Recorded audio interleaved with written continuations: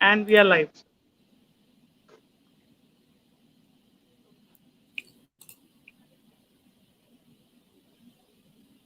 Good morning, everyone. This is a big good morning from Integral University. We welcome all the listeners of this YouTube channel that we are having here, a live webinar on the topic Industry 4.0. The theme will be uh, artificial intelligence and related technologies. And today we have another speaker with us, Dr. Sian Lun Lau, and a brief introduction will be given by Dr. Imranullah Khan about him. So I give the stage to Dr. Imranullah, and he'll take over the stage now. So,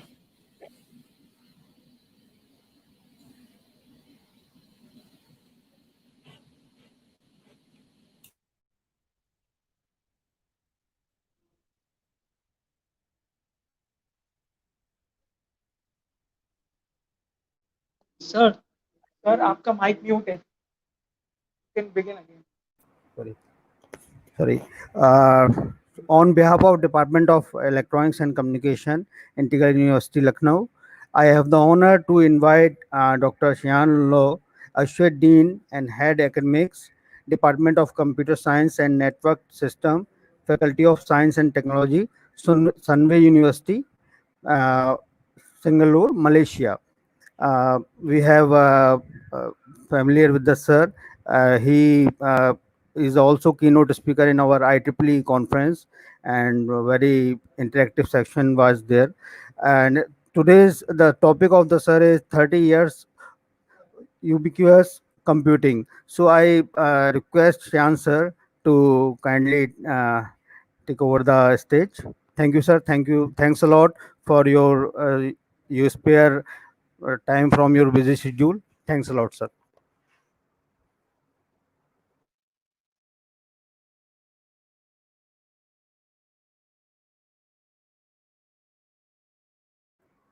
Shan sir, your mic is mute.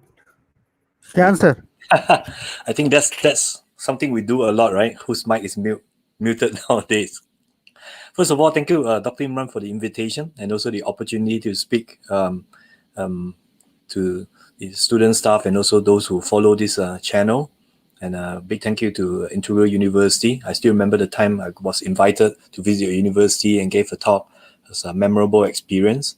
And thank you for sponsor of the event. I think it's really good that even there's a pandemic going on, we can still use technology to allow us to share, to learn. And today I'm happy that I got the chance to share this topic called 30 Years Ubiquitous Computing, because it's something I'm rather passionate about. We're working on this since 2000 plus, and it's something I still look forward for future development. And I hope the sharing will give you some insights on the history, and then later what's happening today, and we will look into what will happen in the future. And again, for those who tune in to the YouTube live, I'm Sian Lun Lau. I'm from Sunway University. You can see I'm part of the HUMAC Research Center, and I'm also the head of department and also the associate dean for the school. So as I move, let me get the technology working. So a little bit about myself, not to bore you. I got in touch in this area, Ubiquitous, because I went over to Germany for my postgraduate study, and it's there that I learned about ubiquitous computing. And ever since, I've been working on areas related to Ubicom, context awareness. And when I came back to Malaysia, I work at a city called Sunway City, and that's where we want to build a smart and sustainable city. And again, many things that you probably are interested in about AI and machine learning is where we use technology to build innovative solutions for a future city that we all dream for. And what you may expect from this lecture, I think I will summarize it as first, we are not here to kind of predict the future, but I hope what we may get is the views from the visionaries, those who did this work since 30 years. And I think it's always good for us in the academia and industry to see where the research is leading us towards and how some of this work, even they have become part of our lives. I think that is the exciting part. Okay, so a picture to begin with. I think communication started a long way, and you can see even last time when there's only smoke-based communication, there's still ways to do wireless. But jokes aside, I think today, if you didn't realize, we are already living in this era called the internet era. And one thing I think it's an exciting time, even though we know this year is probably very different due to the pandemic, but it's exciting because all kinds of technology are coming our way. If you can see this chart clearly, which I've taken that from Gartner, it's this Gartner hype cycle, and you can see there are all this technology moving towards the peak, and those who made it through the peak, that goes through the inflated expectation. If you look at the part of the screen here in the middle, and you can see 5G is on top, that it's now coming to the part where it will become something that you and I will use. And I think it is exciting because all these new technology are changing how we live and how we deal with many things every day. And when it comes to this topic, ubiquitous computing, I'm not sure how familiar you are with this term, but when it comes to this word that even I took some time to pronounce it correctly, ubiquitous, it actually means it's found everywhere. And I want to ask this question for you to think about is, can technology be omnipresence, that you can see it everywhere, you find it everywhere? Or maybe if we look around what we do today, maybe we are already in such a world. And when it comes to ubiquitous computing and why 30 years, I would like to introduce this person called Mark Weiser. In 1990 is where he proposed this idea in the paper, The Computer for 21st Century.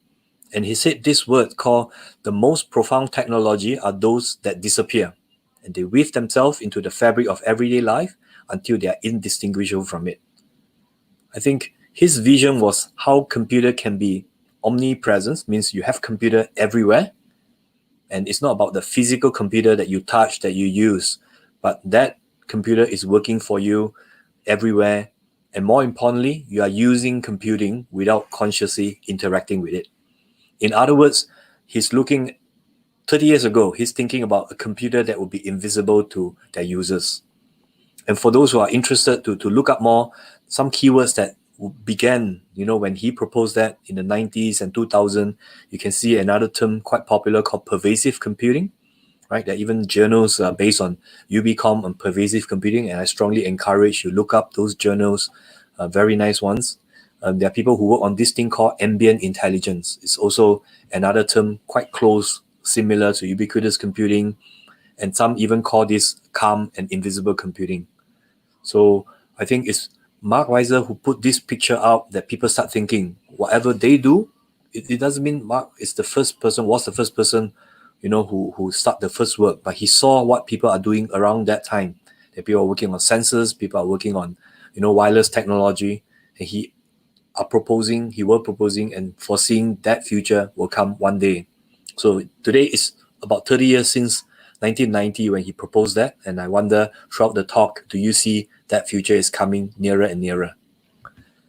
So what he proposed with the idea of ubiquitous computing is how the interaction between a person and a device, it can be a computer, it can be a device, will become more intuitive and more natural.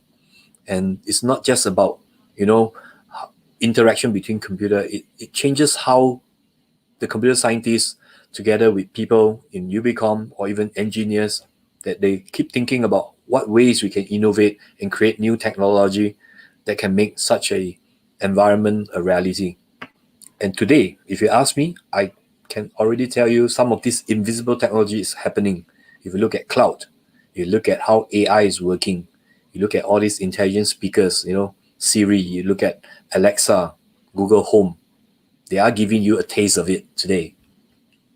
So 4 characteristics of Ubicom, if you want to come into this area, you may want to look into this. First, the computer must be connected, right, to each other, and it has to be distributed and even transparently accessible.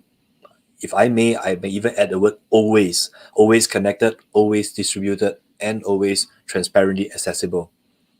And the interaction, how we work with computers today may be still quite manual. You have to key into your keyboard, you have to type, but one day you'll be more, not even verbal, it can be even gesture, when you do something, the computer understands what you want. And that's where computers will be autonomous. It will behave, it will react just based on what you do. You are seeing some of these too, right? And I think computer will also demonstrate a higher level of ability in their adaptation. That's what we mean by dynamic action and interaction. So if all this description gives you some picture, I wonder if this is what you are thinking, something that you see in movies, right? Is that kind of future we are looking at? And when we look at this picture, maybe what people think about more is actually the one in the middle. Would that be the future where robots take over our lives? I wouldn't know whether that future will come, but I do know one thing, and I always tell students, we are the one who will make that future we want, and we have to avoid those kind of movie-like, end days come, but we have to make technology that will help us in everyday life, and that's how we would love to move towards a world where, we enjoy and become better, more efficient through technology. So if you look at the 30 years, coming back to the topic, there are basically 3 decades. You can split them. And I kind of call the first decade as the connected devices decade. And then later come 2000, where we start working on the awareness of the devices. And it's since 2010 that you see more about this thing called smartness. And I hope when I put up different projects, you also agree with me of these 3 decades, 3 categorization of the phases. In the 1990s, you see Mark Weiser in his lab. That's where he worked in the Xerox Park lab. They started working on little devices like the one on the left, the one in the middle is a tablet. That's long before we all know about smartphone, iPhone, tablets. They are already working on different ways that you can interact with portable device all the way to a wall-based. That's the live board on the right-hand side. And that's how they imagine you can interact with devices through, writing, through talking, and so on. And I think that give people an impression how to build technology that is close to that probably they never imagined. In 10 years' time, we have the first, touch-based smartphone or iPod at the time. That's how much time it takes. So with this, you can see in places like Cambridge, in Olivetti, right? They built things called active badge, where people can carry one of this black or white color device as they walk to different rooms. There will be beacons that would detect them, and that's how people know where a person is located at any time. Okay, so active badge, this picture, I took it when I went to Cambridge last year, and it's amazing that things I read on paper, I can see them live. It's in their exhibit, kind of like mini museum in the computer lab, right, in Cambridge, their computing department. And, you can see these devices were the one they use. From the active badge, they move into active bed, which I'll give you the next picture, where they use ultrasound and radio technology to do rather accurate positioning. So this is what you can see.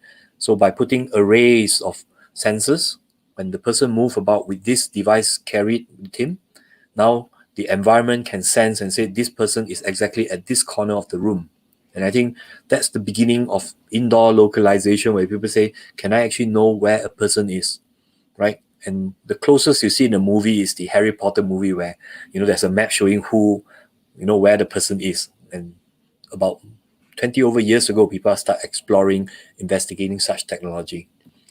And a little bit further from the UK, you have now in Germany, in Karlsruhe, where a team people, like Gallison, Biger, they built everyday devices with all this little embedded system on it. And that's where they explored how, that cup that you use wherever you go actually sense what you are doing. And again, this information, the system will know. So whenever they can sense where this cup is, we also know what that person is doing, where this person is. You can see all these different sensors are things people build in order to explore what can be sensed, how can the system actually know what's happening. And that's the beginning, I think, of the first 10 years. When it comes to 2000, when you can collect more data, people start asking, if I now know all these things, what can we do? Microsoft Research built a very nice indoor localization system using Wi-Fi signal. And the idea is we need to know where a person is. And I think this concept is quite important even today, because we are human. We live in this physical environment. Our location tells what we do.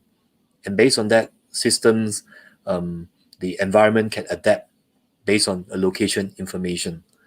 And you can see another person in Microsoft Research work on this device that he carries everywhere, right? And that probably is the first kind of portable camera system that will take pictures wherever he goes. And again, they built this system to see whether there are contextual data that these pictures can tell. So imagine if now you can see where this person have gone throughout, the day. Can you then summarize what he has done so far? Okay, at that time, we are not talking about smartphone, right? There's no cloud computing in order to understand what's happening. So all these things will happen more offline, but people are already explore what can you do, what can you see. I think it's about the time, and that's also where I began my PhD study, where we then start exploring things about context awareness. And if you look at any literature, I think you will see people quoting Professor Day, right? He's in University of Washington now, and he mentioned this context definition that I think is probably one of the most used definition in our research. And I think it kind of tell people, if you want to use sensors to understand, you need to characterize the situation. And with that, you can now make applications, you can build services that will react, that will act based on this context information, which is true. Many times, knowing that the person is standing or sitting is nice, but why is he standing? Standing in a car, in the bus, and standing in front of the elevator, and standing in your office, they all give different contextual meaning. And as human, we can understand that. But if a computer sees some of this information, they still need to understand and reason what are the high-level contexts that you can capture, so that this person is in a rush because he's waiting in front of the elevator and he's late for meeting, right? So this is what we do in context awareness that fits into this invisible computing environment, where we also try to see, can computer understand more than just sensor data? So you can see at that time is where people start looking into wearable computing, right? Like a few example, Huawei and Intel, you have Kian in 2004, 2007, they start building these small sensors that you can get signals like the one I showed in the middle. And it's through this signal, we try to apply machine learning. And you can see this work, they built either with 5 sensors or 12 sensors all around the body to explore which part of this body and also which sensor can give signals that once you build machine learning models, they can help people to detect what that person is doing at a given time. And around 2000, towards the end, is where some of us, I think the few I quoted here, you have Young and Lau and David, me, my professor, we start looking into how to use mobile phone in order to capture such activity. You have Ravi slightly earlier, 2008, 2009, working on things like iPad with an embedded system. But that time, we argue, instead of using multiple sensors, how about even one single unit, like a smartphone, right? And at that time, we do not have our Android phone or even iPhone, and what we had was the Nokia N95, 97. And we managed to see even a single smartphone with the right algorithm, you can actually perform all this reasoning. That smartphone itself can actually carry out all these tasks, measurement, and even interpretation of data. And now the system actually know what you're doing at a given time. So it's about 2010, you can see smartphone even become one of the more popular platform, which I think until today is still one of the popular platform for us to do more research in sensor, ubiquitous computing, and related areas. And I think now we are moving towards the third decade, where you can see now wearable computing is no longer just a lab device. You see things that we may carry, a Fitbit device that tells you not just time, but also whether you are working, do you work out enough? What's your heart rate when you go from places to places? Google Glass, sadly, is stopped, right? But Google Glass was a nice platform to show people that you can even go everywhere with an extra pair of eyes telling you, recording things, that you can interact with the system just through, very natural gesture. So I hope something like Google Glass will come back. So the closest that people have today is the HoloLens that, again, do quite wonderful things. You get the third device. If you can see that it's an EEG portable device, of course, you won't want to wear this everywhere. But the most modern one I see now is as small as a headband that you can put. And again, with EEG, it will now dig into what your brain activity is telling the system. And finally, on the right-hand side, is actually a smart ring, right? A ring that can detect your heart rate, okay? And whenever you go, the ring will keep track of your sleep patterns, your health, and up to, that device is no longer a device. You really think that ring is a computer. Imagine a small thing like this. You probably don't feel that it's detecting, but it is doing the job for you. I think that is the closest we have today, that gives you the feeling that you have a computer somewhere, it's doing the job for you, but you won't need to feel it and sense it or even interact with it explicitly, but naturally these devices are doing it. And one part before I move on is the cloud technology, I think, that allows us to do this in such a wonderful way, right? Before cloud came, to do this kind of research was quite difficult or manual, but with cloud now, you can see sending information to the cloud, running the modeling, all this are really way easier compared to previously. So today, if I want to conclude what or where we are, I think a few things you should take home and start thinking about it. First, I no longer call it Internet of Things. I probably want to call it Internet of Everything, right? Everything, if there's a way you can connect it to internet, that may even include your fridge at home. What if your fridge actually knows you're running out of eggs? You need to buy new vegetable for tonight. The fridge can actually detect that if you build the right technology on it, and if it's connected to the internet, you have a smart fridge, right? If you have all these devices that you wear, they are kind of Internet of Everything that gives new opportunity. Along the topic of this 1 week seminar, we talk about Industry 4.0, Industry Revolution 4.0. Do not think when the word industry appear, it must be manufacturing, right? Actually, anything that includes AI, includes big data, includes use of sensors, includes automation, they are part of this industry revolution. So even in businesses, we are looking into what IR4 can change how business will work. Even in education, throughout this pandemic time, we have run so many things over the internet. It's part of Industry Revolution 4.0 now. And I think people who provide the technology, they are again looking at ways that can push the limit further, that we can do this even more naturally. So while lives are impacted, we all agree, but technology has also been maybe in a way encouraged or even forced to go faster so that it will cope with the needs. And then that's how we can recover faster too. And finally, last 10 years, big data was pretty hyped, but I think this decade, people do know better what we can do with big data analytics. And I think this is that future that will be powered with these few things that previously people may not know what's ubiquitous computing, but today in these three forms, IoT, Industry Revolution, big data, they actually are part of this vision in the ubiquitous computing. That's my view. But now you see more concrete things that people can use, can apply, and I think that is where things is getting very exciting. I'm going to show you a short video now. You might have heard about Amazon Go. If not, then I hope this video gives you an impression what is happening in the States, because the stores have been set up last year, and this is what people can go and experience now. Let me just go to the video.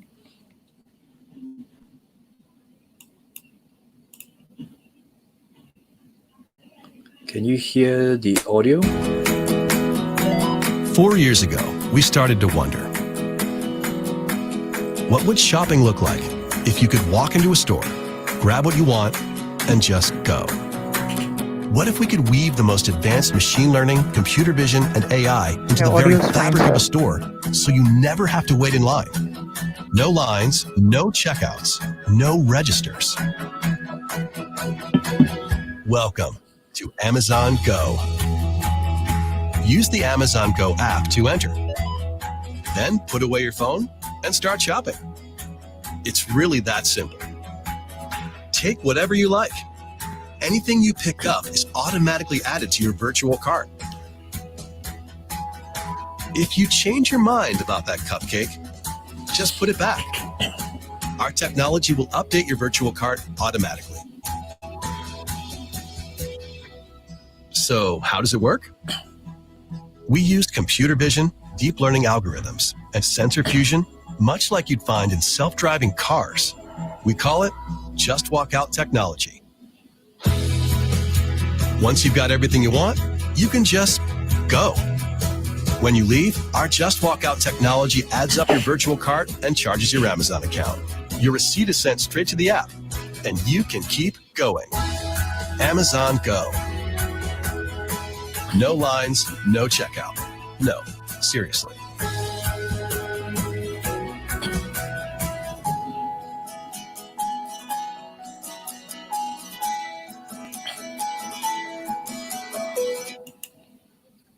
Okay, I hope the video was clear enough.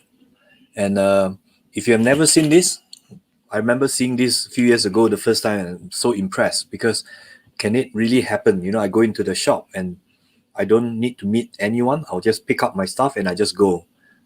That shop, that whole environment knows what I'm doing inside.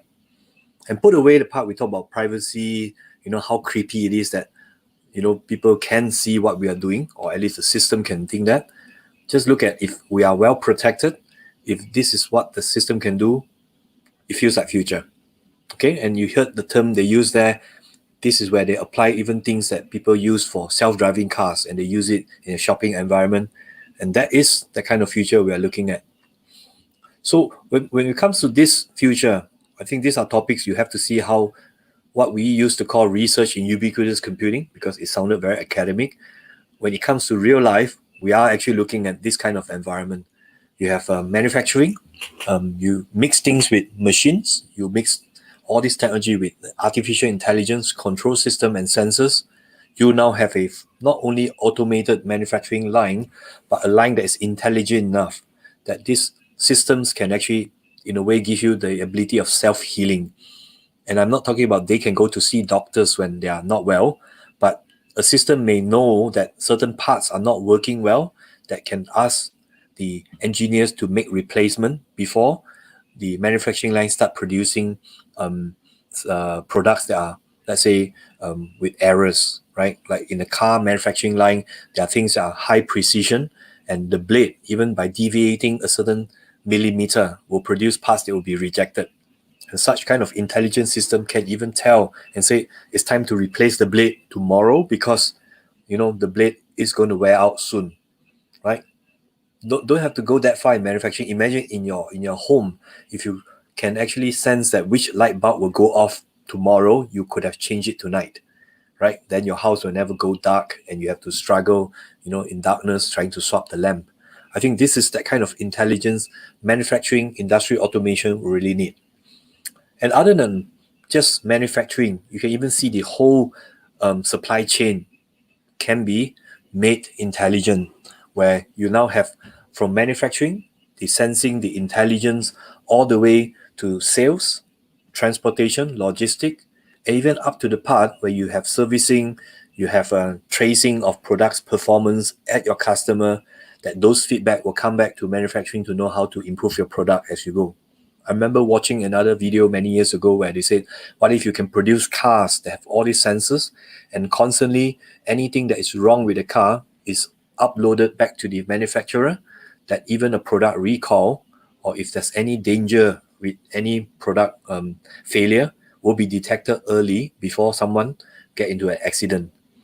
I think that is the kind of future that we can maybe have not just higher efficiency, but also higher safety, higher intelligence, that people love those products because they are safe, right? That's why put all this together, we still have to take care of privacy and safety. But if those are taken care by the law, right, then all this technology can really help us in improving, you know, not just productivity, production, profit, but also this comfort in our daily lives. And one more thing I like to share is this thing called business process automation, where when you have all this information you can collect through the vision of ubiquitous computing, how do we make automation based on, let's say, situation? Can we actually understand conversation? Not we, but the computer. Can a HR hiring understand how to filter, how to select candidates, how to differentiate genuine candidates from those who are lying, right? These are things with AI, with the ability to collect more data and understand them, you can work out such things. I think the bottom line, without going through the details, anything that you find that is repeating today, anything that you are doing the same thing again and again, those things will be automated very soon, especially when you have digitization, you have the AI kicking in. I think that is the future you are looking at. And we just can't avoid this topic called big data analytics and AI in business, because other than data is the new oil, it's actually big data that can now even help us to automate and have better understanding, or in the big data term, the term is called insights. How much more can you now understand about certain business productivity based on the data they produce? And not only from the business itself, you can talk about software and hardware. You know, do you realize certain departments are using their devices wrongly? Right? All these are information you can collect, and what kind of insights can you draw out of it? I think that is that kind of process people are looking at. So just to give you some impression, these are the kind of data you will get from the conventional transactional data that we already know, but even with machine data. And what people are really working on is now combine that with the social media, which is really, in my own words, crazy, because the amount of data you can see and can make use from the social media, the potential is tremendous. The only thing is we still don't know what to do with them. So how to find these insights, I hope we are working on it. This gives you the motivation, how to combine these different sources of data, that they help the computing system and human to understand better what we should do next. So I think to kind of summarize some of the examples, it can be called big data or AI, but you can see CCTV analytics, something definitely doable today, from counting how many people in the department store to what they do there, so that you can serve them better. You talk about audio analytics, you talk about medical analytics, you talk about social media influence. Of course, using it the right way is important. Don't use it to manipulate people. I think that's something we want to avoid, right? And product recommendations, so on, that will help business to be more efficient, more targeted, and help them to sustain longer too. And I think coming to the end of all this example, autonomous system is something that will come. Since 5 years, you're already talking about self-driving cars, unmanned vehicles. And if you do not know, in US and in also Guangzhou in China, there are already licensed self-driving cars that are allowed to drive in a certain city. So you can have autonomous taxi to drive people around without drivers. They are legal, right? So that means they do get the permission, they are tested, and this is just the beginning. Imagine in cities everywhere, if it comes to taxi, no longer you need a driver, right? We all know we are talking about, then how about jobs that the taxi drivers may need? But I think that's the time we should train them and allow them to do other jobs than sitting in the car driving people around and get tired, right? So that's another perspective. I think drone is something very big. So having unmanned aerial devices that can fly around, do things, will be something in the future. What you see in news and all this thing about drone sending products, they are just a small part of it.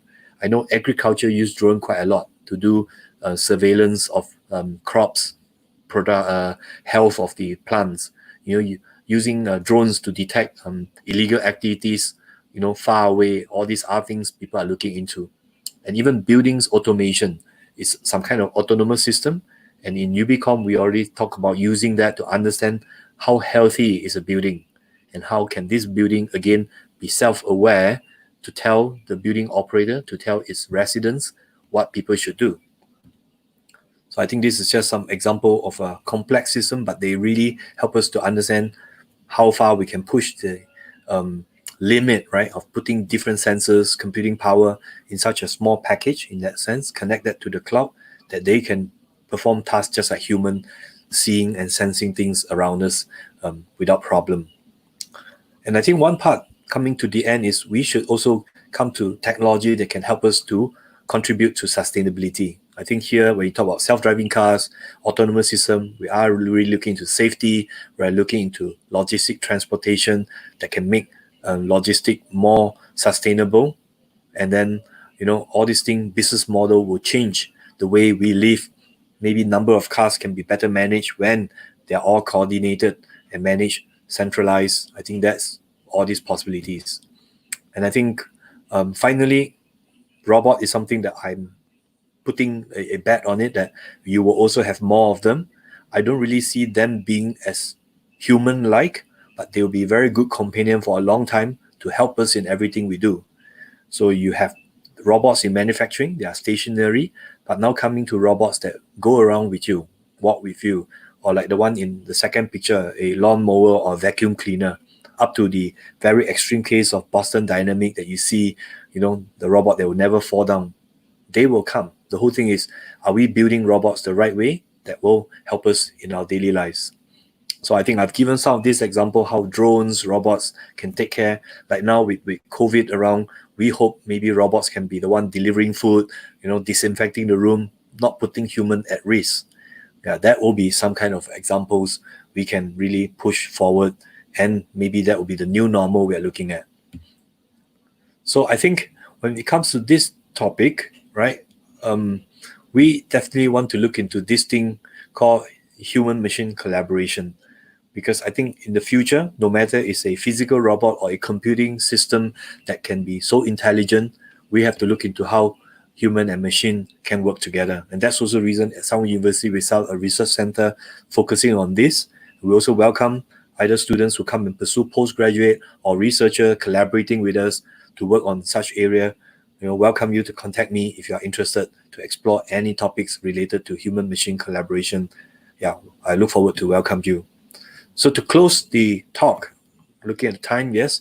Yeah, how should we be ready? I have summarized something to maybe give you as a fruit for thoughts. I think all of us have to really think carefully and very clearly why we need to be ready. Yeah, technology will always be there. And I think the last thing I hope will happen is we'll be too hyped for it. Or secondly is we keep thinking about how much money we can make. I think we should really move away from the money. We should and still should make money out of the technology we build, but we need to understand what kind of future, what kind of things that can solve real problems. And I think with that, then this thing about money will still come our way. And more importantly is, are we contributing to the society, no matter where we are? And for you, especially if you are students, please think about what kind of skills you can learn, because without the right skill, you can't contribute to the growth, right, to the technology development as much as we hope. So are you ready to work on it? Do you have the right people skill other than technical skills? Or are you entrepreneurial enough, right? Do you think of new ideas that you can start up, new business, work with people?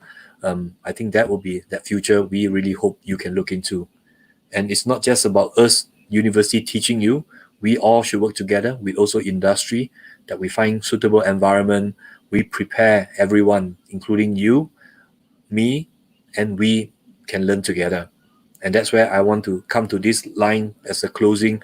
Lifelong learning is very important, especially with technology. Technology change every day. Whatever you learn today in year one may be outdated the time you graduate. But if you keep reading, you'll know how to learn. You will always know how to use the latest technology, use them correctly. And I think that's where we are ready for the future. So I think I'll close my talk with this line. We forget about the past. They should not hold us back. We should look forward to the future and for the best things to come. And I think Ubiquitous Computing has started 30 years of this journey, and we are living at an exciting time. I'm even thinking we are now moving. I agree with Professor Andrew Ng from Stanford and Google. He said we are now in the AI era, or we're moving towards the AI era. So are we ready for it? I think we should be, and I think we can do a lot of exciting things together. Okay, with that, I thank you for your attention. This is a kind of quick 45 minutes of the summary of ubiquitous computing. And I look forward to any questions you have. And these are also ways you can contact me, right? And I look forward to receive any message from you. Thank you very much. So we are having some questions from our viewers. Yep. Should we take them one by one? Yep, okay. Okay, sir. This one's from on your screen, sir.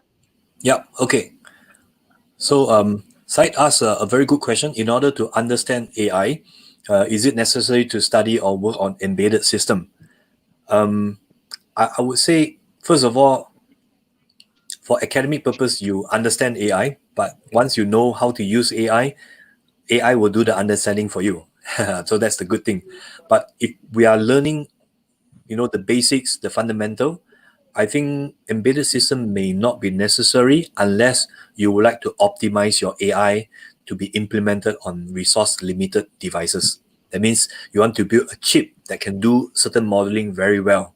Then, of course, the understanding on AI and even things you learn in engineering like microcomputer, right, circuit design, they help you to embed all this algorithm, the model you build into a microchip, right? And that chip can now perform all this calculation, the AI that we call, more efficiently. There are cases where those customized chip will do, just like the one you use on your phone.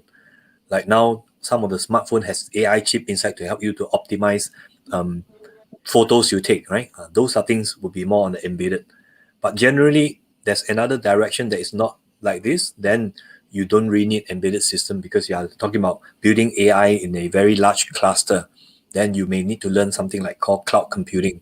You might need to learn things that are closer to deep learning that will also have their own tensor platform that you use, right? The TPUs. So, yeah, I think it comes back to where you want to apply AI. Yeah, I will answer that way.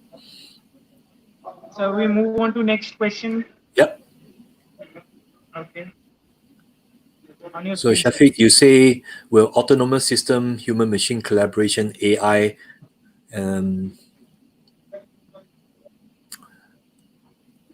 I think we will be dependent on technology, like it or not.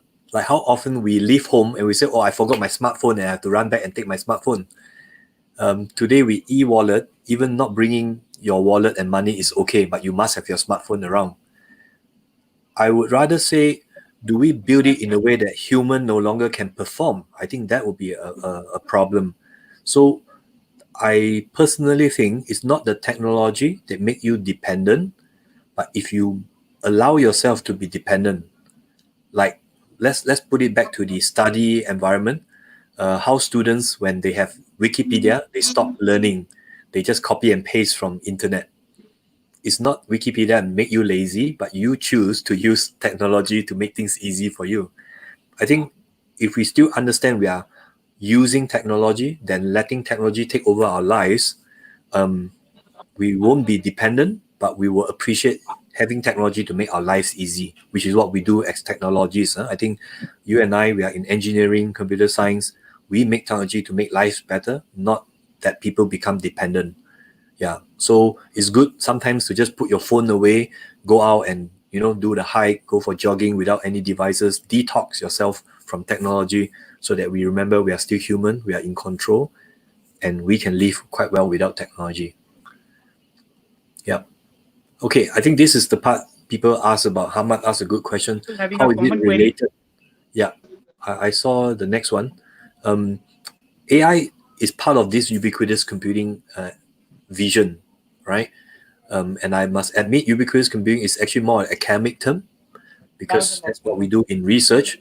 But if without AI, without machine learning, the environment ubiquitous computing is in will never have the ability to be invisible, right?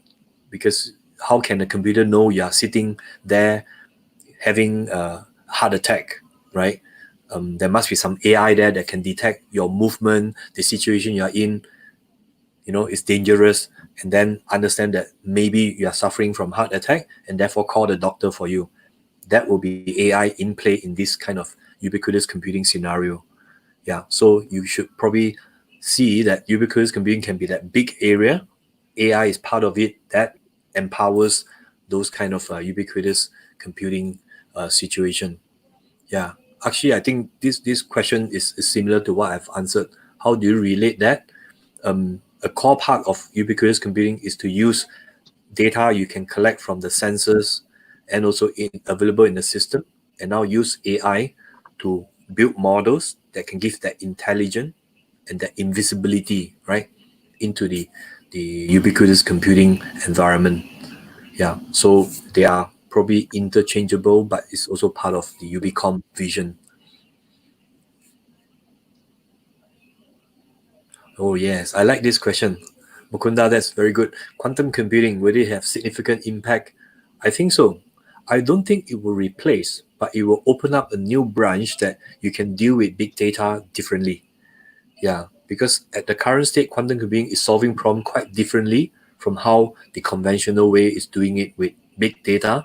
Just like how big data is solving problem differently from the conventional machine learning analytics that can be done without big data, right? I think it's probably improvement, but I don't think they're created to replace. They solve problem that the others are not able to solve.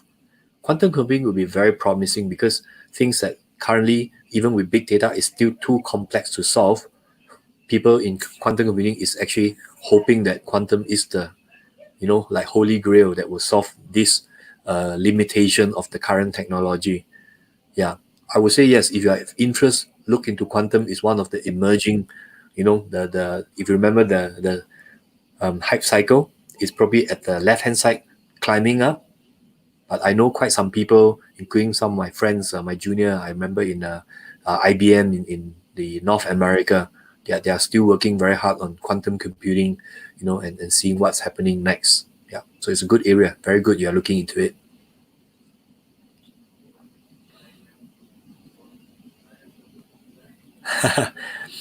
I personally think, Ayan, thanks for the question.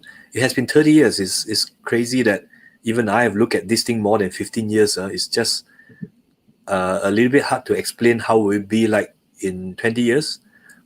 I coach you, a friend of mine in the industry said that in our area of study, computing and engineering is probably one of the saddest area because whatever we may create in this lifetime will end up in a museum before we die. I wouldn't say would it still be there, but whatever that we can build on top of ubiquitous computing will continue to grow. It may come in another name. Like 10 years ago, I start seeing big data, all these things coming in. But when I look at the underlying technology, they are basically what we do in ubiquitous computing 10 years ago. So I think technology will evolve, just like 4G going to 5G. Names will change, but you will see that progression from very basic 30 years ago with sensors, with machine learning, AI, coming to today. I think this trend, where I already said the AI era has started, they will continue to stay there. So what you are looking at is what I just said: Internet of Everything, having AI, deep learning everywhere. Even though I don't think deep learning can solve or is needed to solve every single problem, but it will be an important technology. So you are really looking at the computing environment, no matter you call it UBCom or not, that whatever you do everywhere, the system knows what's happening and constantly giving you assistance, support, right? And I think that's the kind of life you're living in. And today we're not too far. Looking at what Google is doing with Google Phone. If you allow me, I'll give you this example. When I came back to Malaysia 7 years ago, even after 2 weeks of driving to work, Google actually know that I'm going to work and going home. The phone actually shows that, are you going home now? I've never told my phone anything. That is the kind of future you're looking at, more than just home or not, but the system, the environment will know better what you're doing. Yeah. My question, sir. Yeah, Piyush, that's a good question. I think we always think they're stealing our data. I'm not working for Google. I'm not a fan of giving them more data. So I state my disclaimer. But if we look at this world today, we are not really using free services from Google or Facebook. We are paying them with our data. So they don't really steal them per se, but definitely they request data from us, you like it or not, and they give us free services. And the best is through those free services, they get your data. Yeah. So saying that they steal data is not really fair because you did say okay to give them the data. And as I talk to some people here, they say we have no choice. If I don't give this data, I can't use the service, but I need it. Yeah. So the part that this question, I think we should look at it is, what should we do, especially for the government and also the law enforcer, to set very good policies and laws that can protect our safety and privacy. I think with a proper law system, at least we can control some of this data. Or else, actually having a company storing this data and protecting it is not the issue. The issue is when someone managed to break into Google and steal it. That's where things become bad. Data has been stored by many people. Like your bank knows you very well. Your healthcare provider knows you very well. They didn't steal your data. They just have your data. And the problem happens when someone hacked into the healthcare system and took your data. I think that is probably the bigger problem than whether Google steal your data or not. Of course, I think there are cases where they didn't tell us they're collecting the data. I think they could have been a bit more transparent. Yes, that I will agree. Yeah. So I hope that answers your question. Yeah. One more question. I think Yep. it will be the last of this session. No problem. Yeah. Oh yes, they do. You should see Google Assistant as a kind of, we call it a smart assistant, kind of like AI bot, right? That becomes an interface between you and also the brain behind the technology. And to put it to today's topic, the Google Assistant is that element, that software that gives you a feeling you're not talking to a computer. They will get better that you think you're talking to a human, which is the AI. So how can this Google Assistant become so human-like? That's where AI is there, right? The machine learning is there to learn and to allow this device to behave as if you're talking to a person, okay? If you have attended or listened to my talks about AI, at this point, I daringly say most smart systems, they are still good in mimicking and repeating what humans do, that you feel they are human-like. What they do not have is actually the ability to show emotion like human, not pretending emotion, but really understand emotion. But will that future come? I do not know.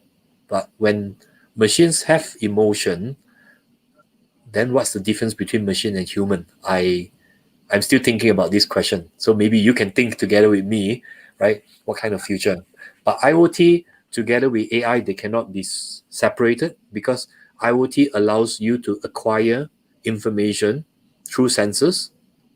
And with that, you can build machine learning models, you can build AI models that can give either Google Assistant or a robot or a computer system the intelligence that mimic human intelligence.